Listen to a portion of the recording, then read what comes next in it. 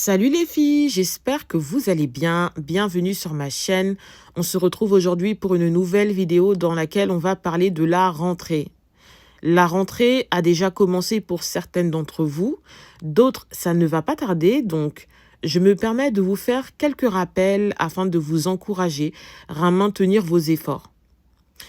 Pour la rentrée 2025, vous devez vous assurer d'être en mesure d'investir sur vous afin d'améliorer votre qualité de vie. Vous allez commencer par investir dans le capital culturel. Je vous ai fait une vidéo l'an passé que je vous invite d'ailleurs à revoir ou à découvrir pour les nouvelles arrivantes, dans laquelle je vous donnais des tips afin d'améliorer votre capital culturel, que ce soit en consacrant du temps à la lecture, en lisant au moins un livre par mois, de multiplier les visites culturelles comme des visites de musées, de sites historiques, de patrimoine, de ne pas hésiter à régulièrement aller au cinéma, voir des pièces de théâtre, des expositions, voyager dans différentes régions ou pays. Investir dans son capital culturel, c'est au-delà que se déplacer, de faire des selfies lors des visites et de les poster sur les réseaux sociaux. C'est avant tout se nourrir intellectuellement, s'ouvrir au monde, gagner en confiance et se donner des outils pour mieux réussir dans les études, la vie professionnelle, mais aussi personnelle.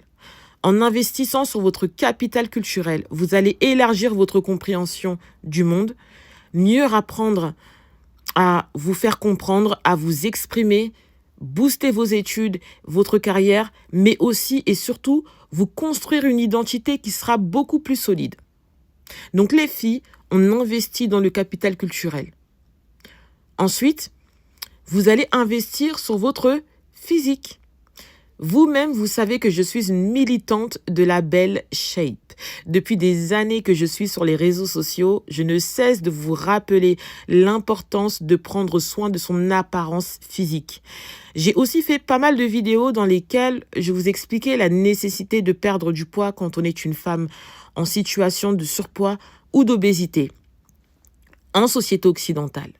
Donc les filles, comprenez que vous devez améliorer votre alimentation en mangeant beaucoup plus sainement et en pratiquant une activité physique et sportive régulièrement. En améliorant votre apparence, vous aurez davantage confiance en vous. Les autres vont le ressentir, ce qui va améliorer les rapports que vous allez entretenir avec ces personnes. Et évidemment, vous serez beaucoup plus jolie. Ça va se ressentir dans votre style vestimentaire qui va s'améliorer, votre manière de vous coiffer, de vous maquiller. Et le plus important, au niveau de votre santé, vous serez en meilleure santé. Donc les filles, on investit sur son physique. Investissez dans votre carrière professionnelle. Sur le plan professionnel, plus que jamais, vous devez investir.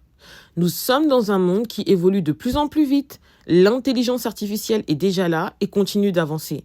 On sait que de nombreux métiers vont disparaître dans les prochaines années et il se peut que ce soit le vôtre.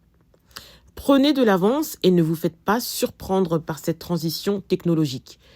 Peu importe votre niveau, même pour les femmes qui ont des postes à responsabilité, vous devez vous former, gagner des compétences, surtout en tant que femme noire. Pour certaines femmes, si vous estimez qu'il est préférable carrément de vous réorienter, alors n'hésitez pas à le faire. En tant que salarié, vous disposez du CPF. Si vous avez travaillé depuis de nombreuses années, vous devez normalement avoir une somme assez conséquente que vous pouvez utiliser pour financer totalement ou partiellement des formations, des études.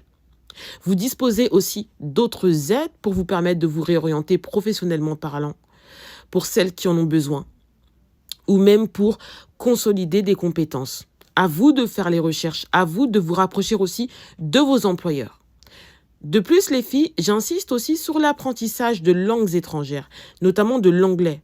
Faites au mieux pour être en mesure d'apprendre l'anglais, de maîtriser cette langue à l'écrit ainsi qu'à l'oral. Ça peut être la possibilité pour vous d'obtenir des offres d'emploi, de carrière à l'étranger et de vous internationaliser professionnellement. Donc les filles, l'investissement sur votre carrière professionnelle, dans les temps qui courent, avec tout ce qui se passe, ça doit vraiment être une priorité pour vous. Investissez dans votre hygiène, esthétisme et votre style vestimentaire. Les filles, Vous savez l'importance pour les femmes noires de faire attention à notre présentation, n'est-ce pas? C'est pourquoi vous devez dépenser chaque mois dans votre hygiène, votre esthétisme, ainsi que votre style vestimentaire.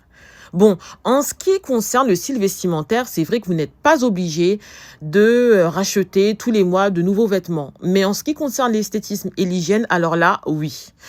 Déjà, je dois commencer par dire que je suis assez étonnée de savoir que beaucoup de filles ne budgétisent pas leurs dépenses concernant leur entretien. C'est-à-dire que vous êtes nombreuses à ne pas savoir combien est-ce que ça coûte d'être vous. C'est pour ça que vous devez dès à présent budgétiser toutes vos dépenses afin de mieux vous connaître. Je sais aussi que beaucoup d'entre vous, vous vivez chez vos parents et donc vous participez aux dépenses du foyer, voire même parfois vous les aidez. Ça fait partie des réalités des filles noires.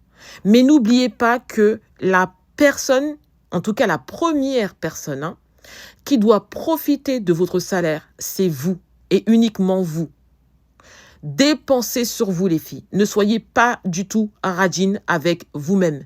Chaque mois, dès que votre salaire y tombe, vous partez chez l'esthéticienne, faites votre manicure, pédicure, épilation du corps, du visage, massage même si besoin. Vous allez au hammam. Vous allez aussi au salon de coiffure afin de vous coiffer, poser vos perruques, faire vos nattes, entretenir votre cheveu naturel. Vous faites vos courses, achetez vos produits d'hygiène, antitranspirants, déo, crème pour le corps, skincare, même le maquillage. Ça, c'est obligatoire. Sur le plan vestimentaire, comme je l'ai dit, vous n'êtes pas obligé de dépenser tous les mois. Mais en tout cas, je vous conseille de mettre l'accent sur la qualité plutôt que la quantité.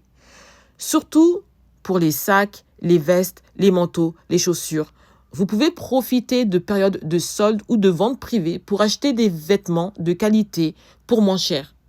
Donc, l'investissement dans votre hygiène, esthétisme et le style vestimentaire, les filles, c'est obligatoire. Ça doit faire partie de vos priorités. Et pour terminer, les filles, investissez dans votre santé. La santé mentale, physique. Sans la santé, rien ne peut tenir sur le long terme. Vous allez commencer et au final, tout va s'écrouler. On en a déjà parlé aussi de la nécessité de faire un bilan de santé, un check-up, une fois par an, afin de savoir au mieux ce qui se passe dans notre corps. Allez au minimum, je dis bien au minimum 2 fois par an, chez le gynéco.